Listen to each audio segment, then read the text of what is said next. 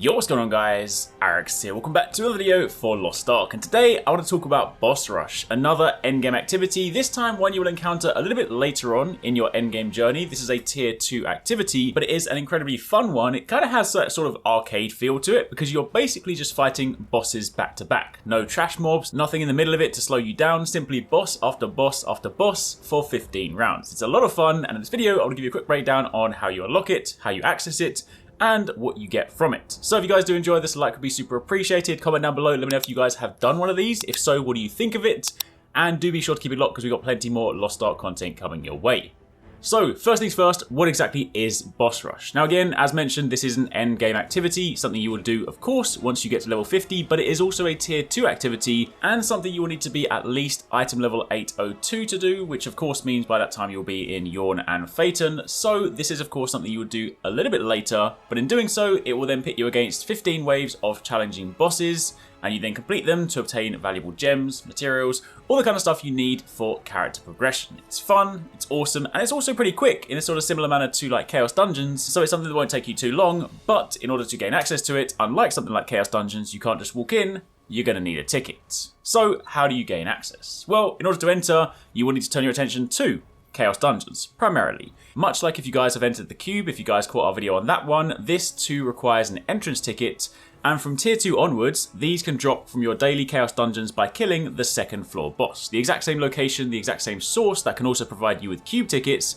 can also provide you with Boss Rush tickets. Additionally, it is worth noting you can exchange the Silmail Bloodstones for ticket chests at the guild vendor each week, but primarily, if you're doing your Chaos Dungeons, this is probably where you're going to get your tickets from.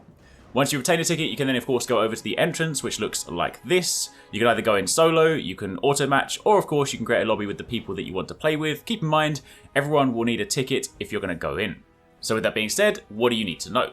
Well, much like a lot of the endgame activities, this too has a locked loadout setup. So when you begin, you start in the setup area. This will allow you to choose your battle items, potions, your skills, your build, all that kind of stuff, because once you step out, what you have is locked. Now then, when you progress into the main room, this is basically broken down into a number of different phases. Again, the primary goal here is to defeat bosses, but you have a time limit. If you fail to defeat the bosses in the time limit, you will lose. If you die, you can respawn, but you respawn after a period of time, which will of course naturally eat into your overall time limits. Now the actual encounter itself, the 15 waves, are broken down into sections.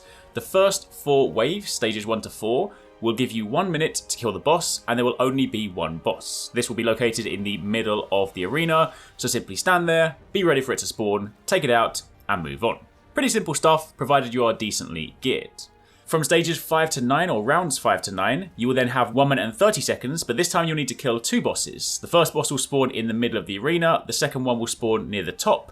You could of course divide your team, or invariably the boss at the top does tend to work its way down, so again you need to take these 2 out in the time limit. And then following on from there, rounds 10 to 15, you're given 2 minutes and 30 seconds, and there will be 3 bosses to defeat. 1 in the middle, 1 in the top, and 1 in the bottom. You can of course see your time limit in the top left hand corner of the screen, so you can of course use this to keep track, and of course keep track of the rewards that you have earned up until this point.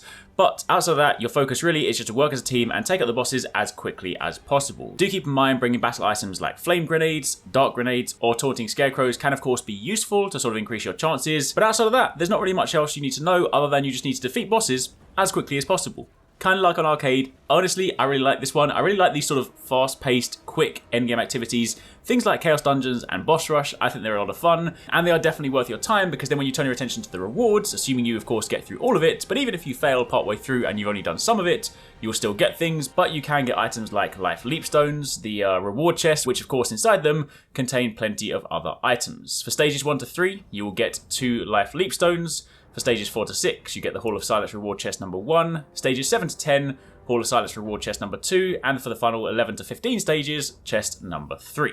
So, there you have it, a quick rundown on Boss Rush, what you need to know, how you access it, and hopefully you guys found that helpful. Again, any questions, drop them in the comments down below. If you guys haven't caught the Cube or you don't know what that is, definitely check out this one, because this is another ticket required activity. And of course, keep it locked for plenty more Lost Ark.